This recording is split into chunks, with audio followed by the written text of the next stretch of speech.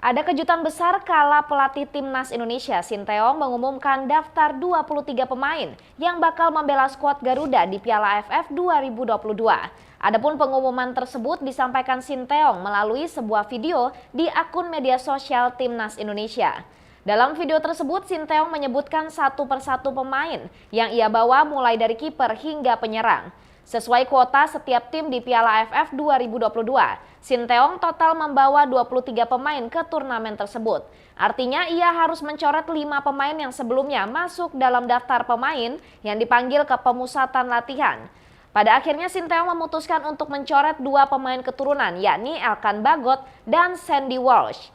Nama pertama memang tidak mengikuti TC Timnas Indonesia sejak awal karena memilih fokus memperkuat klubnya Gillingham FC. Selain itu, Bagot juga memiliki kesempatan untuk bertanding melawan 2 klub Liga Inggris, Wolves dan Leicester City. Berbeda dengan Bagot, dicoretnya Sandy Walsh dalam daftar bisa dibilang merupakan sebuah kejutan besar.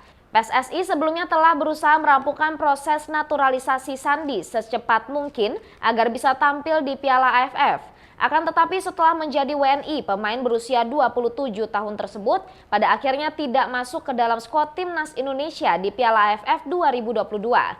Sebelumnya bek kanan kelahiran Belgia itu hanya mengikuti TC selama sepekan sejak 29 November sebelum kembali ke klubnya, Kevin McClellan. Tidak dijelaskan masalah apa sebenarnya yang menjadi latar belakang Sinteyong mencoret bek kanan yang sudah sangat lama memimpikan untuk bisa membela timnas Indonesia.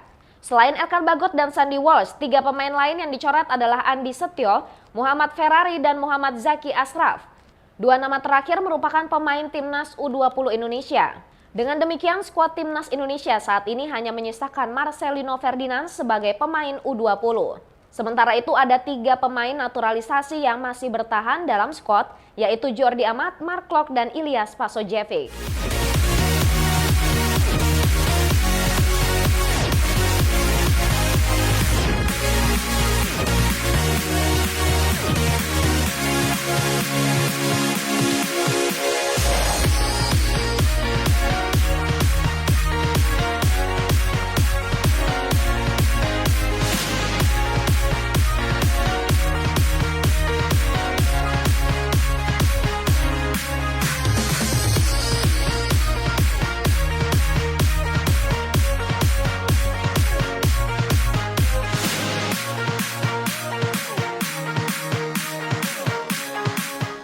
Saksikan terus berita terupdate hanya di YouTube, Facebook, Instagram, dan TikTok Tribun Bali.